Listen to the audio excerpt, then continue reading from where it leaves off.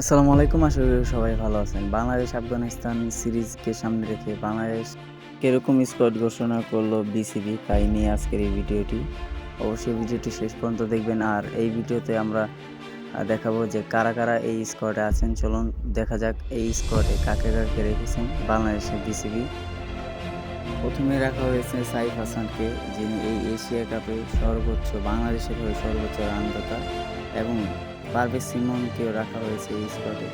লাস্টে সৌম্য সরকারকেও এই স্কোয়াডে রাখা হয়েছে, এশিয়া কাপে তিনি ছিলেন না।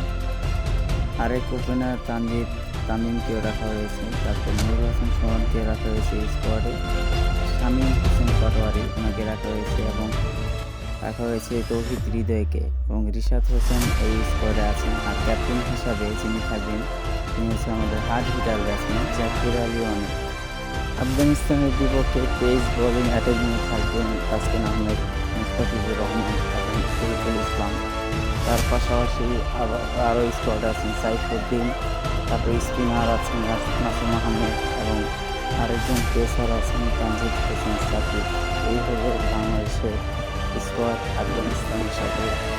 এই স্কোয়াড নিয়ে বাংলাদেশ খেলবে আফগানিস্তানের বিপক্ষে। কেমন হলো এই স্কোয়াডটি অবশ্যই আপনারা কমেন্ট করে জানিয়ে দেবেন। ধন্যবাদ।